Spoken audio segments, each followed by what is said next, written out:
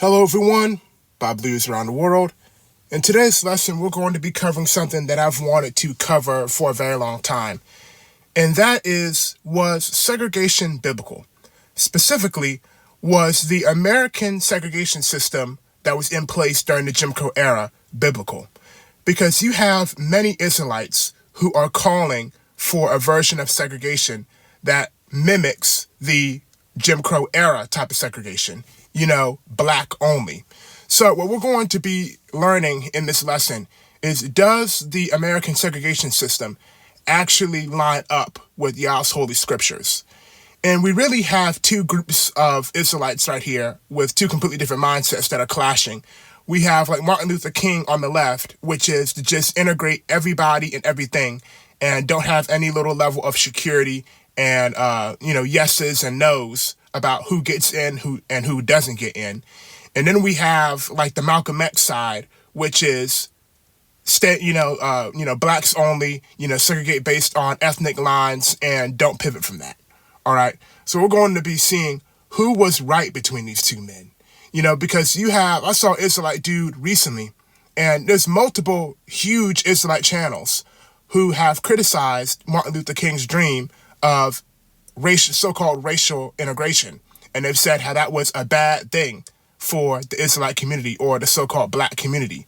So we're going to be testing that viewpoint today as well. Does that viewpoint actually come from scripture, or is that just people who have hate in their heart for the sons and daughters of Yefeth? And we're also going to be taking a look at, kind of the Malcolm X side on, does the Malcolm X side have a bit of a point that you need at least some type of segregation? All we're going to be seeing is segregation itself the problem, or was it just how America did it? All right. That's what we're going to be looking into today.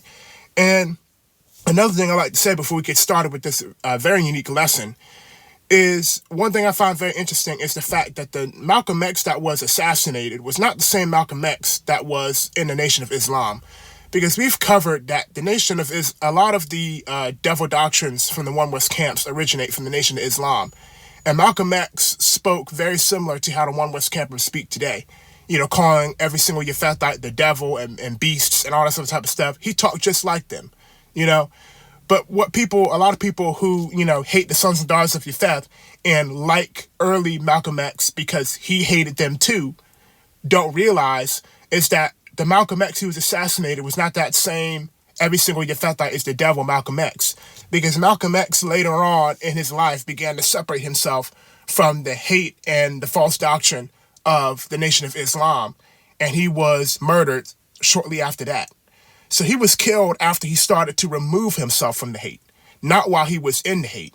Because when he was associated with the Nation of Islam, he was not killed. When he was calling, every single Yefethite the devil, he was not killed. So I just find that kind of interesting that when he removed himself from the hate, he was murdered shortly after. And nobody really seems to really want to mention that. Now, let's get started. Okay, we're about to get started now. I would like to apologize if this looks really bland. That's because it is, because I just put this together on Apple Notes this time instead of making a fancy chart like I usually do. I feel like the Apple Notes would be good enough just for this short presentation. So let's get started. So we have 4 points on each, 4 reasons why the American segregation system was bad, and 4 reasons on why it was good. We're going to be starting off with the 4 bads. Okay, let's get started with the bad. Point 1. American segregation didn't actually create an Israelite community like many people think, because the law was based on the false doctrine of race and not ethnicity. And as a result, the Yefethite rulers of the time just threw everyone together who fell under the label black. And this put Hamitic nations of people inside the American black community. And it's also very likely that the people from the Afro-Asiatic nations of Edom and Moab were thrown in also. Exactly. So many people have this false rose-tinted glasses view of the so-called black community during the segregation era, thinking that it was this big Israelite community and it was Israelite only, and it was like some recreation of our old kingdom, when nothing could be further from the truth, because it was based on the false doctrine of race. And there's lots of different nations that are labeled under the racial term black who aren't Israel. And as we've covered in the past, it's very likely that they're Hebrew Edomites in America today. And the Hebrew Edomites are not the so-called white man. They're not white people. They're black, just like us. And there's also so-called black individuals in this country who completely identify with Moabite heritage. All right, they identify with Moabites, not Israelites. And then we know that there's been Hamites in this country for decades.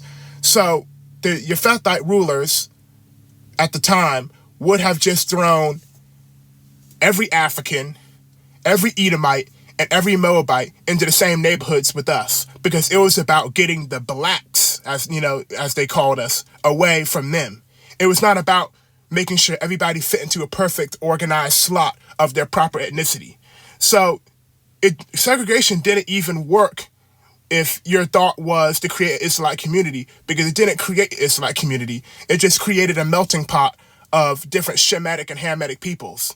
Because even when you look back at old photographs of different, so-called black peoples from the 20th century, many of them look like straight up Hamites. And that's probably because they were. Because there was no separation. The Yephathite rulers at the time, they weren't following actual bloodlines. They weren't following, different nations. They were following the false doctrine of race. So everybody who they labeled black, which was everybody who was African or so-called Negro, was just thrown together. So in the black community, you had Hamites, Israelites, and very likely Edomites and Moabites all together. So segregation never even created an Israelite community. It just created a melting pot of different Shemitic and Hamitic peoples. So this rose-tinted glasses belief that segregation created an Israelite-only community is a lie, because there were so many different ethnic groups of different, black, so-called black nations of people all living together, because we didn't have a choice, because we were all just thrown together because we were all labeled so-called black. It was never all Israelite. So that's number one bad, that it didn't create an Israelite community. It just created a melting pot of different, miscellaneous peoples, okay? So that's the first thing that was bad about the American segregation system. Now let's get into the second issue with the American segregation system. Number two, the American segregation system was completely against Yahuwah's ways of doing things, because Yahuwah called the Israelites to implement religious segregation, forbidding anyone who worshipped other gods from entering into the community.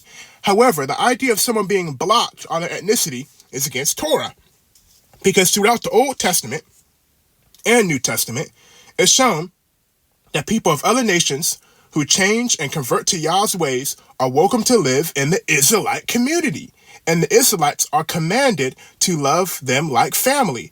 However, under American segregation, entry was based on race and not Yahuwah's way of covenant, because a righteous Yephathite, European or Asian, would be instantly blocked, while a wicked black person would be allowed in. Exactly. So segregation is actually biblical and something that we need to do. But the thing that we need to never do is segregation based on ethnicity. Segregation based on ethnic lines is completely against Yah's will and his ways of doing things. What we need to be segregating about is implementing religious segregation. Because what, the Christians be pushing now is everybody's acceptable. A Buddhist can come into the church. A Hindu come into the church. A Muslim come into the church. That's not the way Yah told us to be. We're supposed to segregate and not allow people who worship these other gods to come into our community. But we're never supposed to say someone can't come into our community who's righteous and loves Yah, and we say they can't come in because of their ethnicity. See, that's the problem with the American segregation system, because it was obviously wasn't really built on ethnicity. It was built on a false doctrine of race, but you get what I'm saying. It was built on, the roadblock was built on ethnicity and not covenantal status. So the American segregation system is already in violation of Torah. And this is why, obviously, this is obvious based on the channel being called Light into the Gentiles 7. But whenever I hear Israelites talking about how they want an Israelite-only community, or they want to create a city with only Israelites, I want nothing to do with that. Because I want to be surrounded by everybody who loves Yah. I've said this type of stuff before. If I was faced with a choice where I could live in a city where everybody looked like me, but everybody was behaving like it was Sodom and Gomorrah, homosexuality and drugs and, pornography everywhere and drunkenness and violence, or I could live in a Filipino community where everybody loved Yah and was in line with his covenant, I would choose the righteous covenant Filipinos over people who look like me who are wicked. All right. And that's the way we all should be. So when I hear Israelites like, we need to segregate and we need to have our own businesses. We'll get into that a little bit later. But segregation based on ethnicity is not righteous and it's not biblical. So if your goal or your desire is to have a place where only bloodline Israelites can be, that's not a righteous desire and it's not based on the way Yah wants it. And that's exactly why, I have no interest in creating a blacks only anything. All right. I want to create a covenant keepers only something. And also, black means nothing because, for one thing, we're not black, we're brown. And on top of that, Edom is black, Moab is black, Ishmael is black, Ammon is black, Cush is black, Egypt is black, the Canaanites are black. So when you say black only, are you talking about all them or are you trying to say Israelite only? Either way, it's not biblical. But let's keep going. Let's get to problem number 3. Number 3. Segregation was a return to the old ways of the Israelite dynasty because we still didn't have our own leader and we were still under the boots of Japheth. Furthermore, we were often killed over petty stuff like whistling at a girl or sitting at the wrong seat on a bus. Exactly. Another issue that many of us Israelites have on looking at segregation, the segregation era with rose-tinted glasses, is thinking that it was like a de facto return to the Israelite dynasty.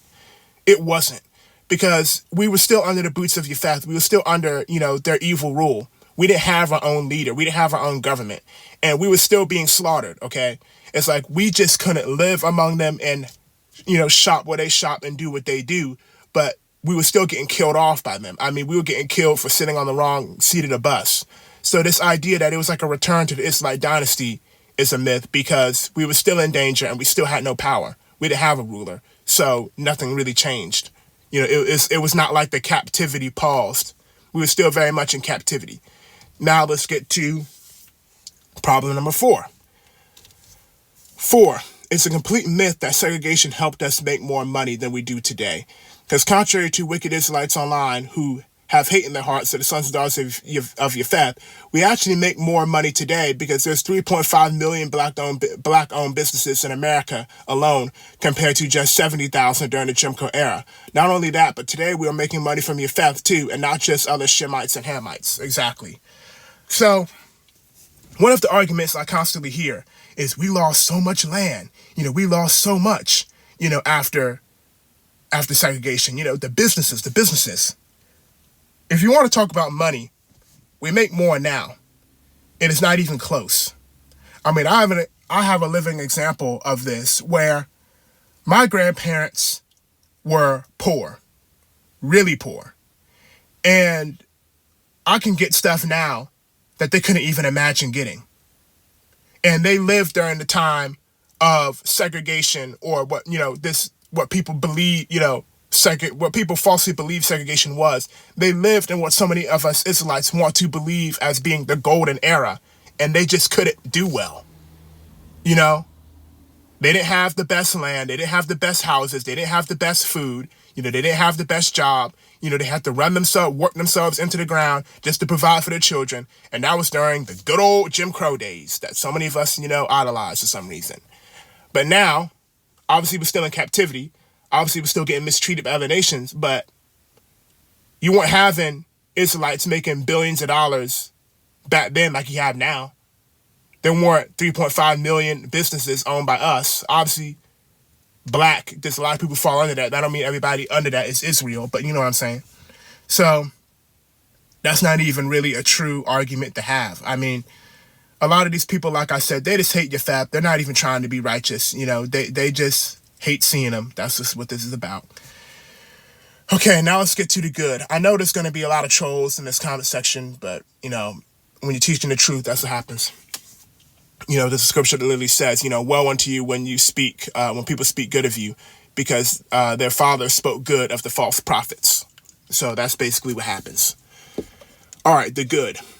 Segregation itself isn't evil. I said, who calls us to do it? The problem was doing it based on ethnicity and the fact that we weren't the ones deciding who got in. It was the U.S. government who did. Exactly. So I'm not saying like the Martin Luther King thing. I'm not saying Martin Luther King was right, where we just integrate everybody and there's no even little level of security, because we're supposed to segregate. We're supposed to segregate against whoredom and uncleanness. All right, we're supposed to do that. The problem is segregating based on ethnic lines. So Malcolm X would be right. That's, because some type of segregation is needed.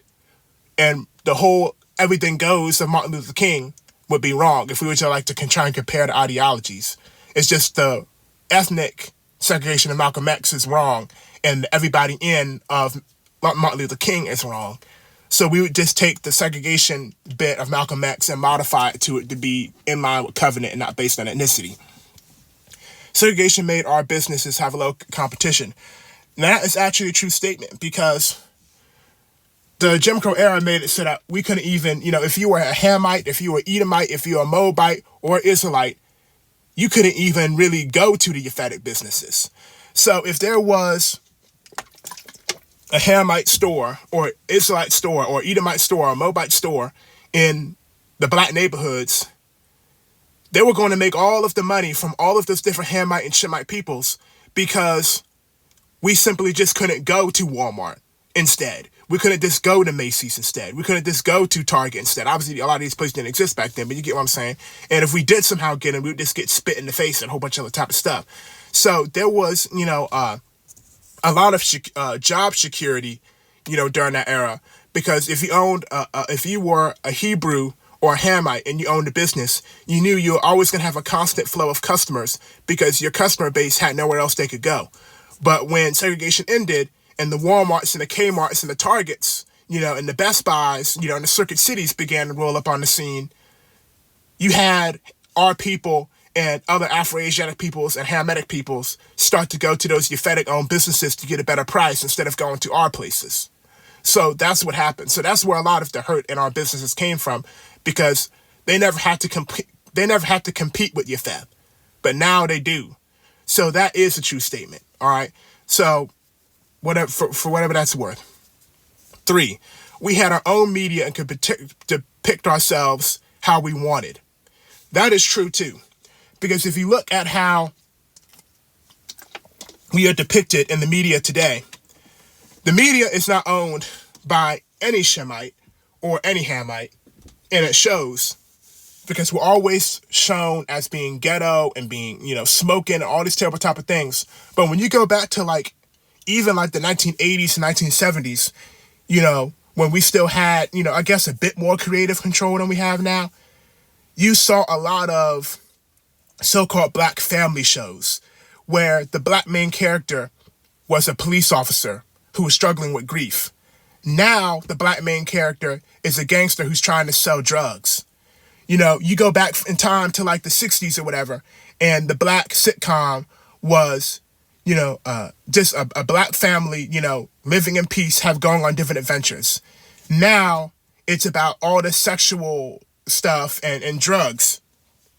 So when you go further back in time to closer to the Jim Crow era, when we were in charge of depicting ourselves, we had we did ourselves justice and depicted ourselves accurately instead of always trying to make us look bad like the Yaphetic media likes to do.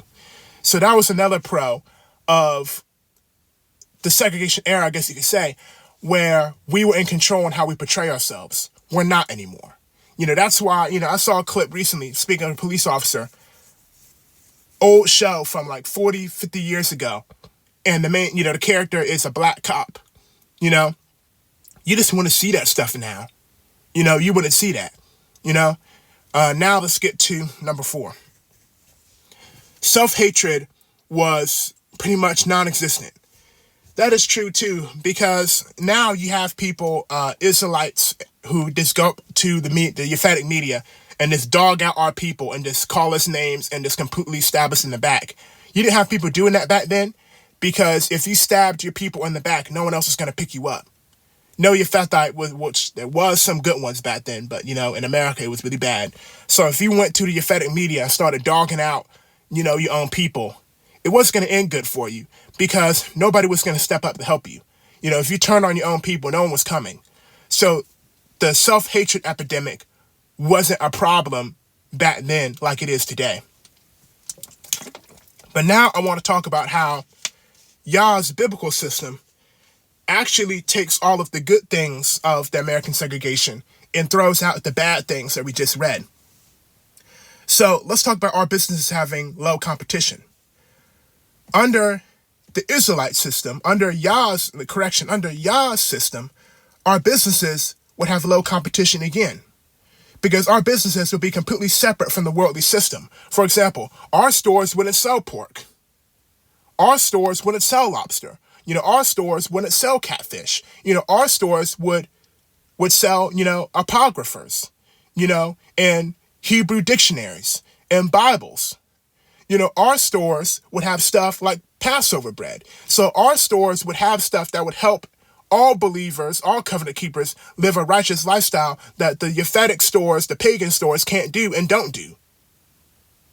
Our stores would provide a unique, righteous experience that can't be felt and can't be replicated anywhere at any other store. And since it would be segregated based on covenant status and not ethnicity, we would actually be making more money because the Asian Yah believers would be paying us. The European Yah believers would be paying us. The Hamite Yah believers would be paying us. The Mexican Yah believers would be paying us. The Edomite Yah believers, the Moabite Yah believers, the Ishmaelite Yah believers, the Ammonite Yah believers would be paying us. And then we would, of course, have our own Israelite money. So we would be very wealthy. And we would have low competition because the whole community would be segregated based on covenant status, which is the way Yah calls it to be. So we would have a huge population of people of other ethnicities who are in Yah's covenant who would only shop at our stores. So that solves the low competition issue without having to do the false Jim Crow way. Also, number 3, under our system, we would have our own way, we would have our own media, and we would depict ourselves. Because when you look at the ancient Israelite kingdom, for example, under King David, they didn't depend on Moab, Ammon, Ishmael, the Canaanites, or nothing. They were self-sufficient.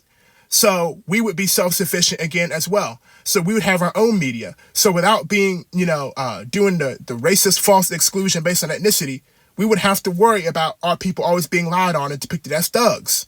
Because just like we would have our own stores under a righteous system, we'd have our own media under a righteous system. And once again, the self-hatred would not be a problem because nobody outside in the world is going to support a Yah believer. So this is just something I wanted to make. I know there's going to be a lot of trolls in the comment section, but hopefully some of you guys learned this. And if you were on the fence about if the Jim Crow era was good or not, hopefully you have some context to know what the good was and what the bad was. Bye for now.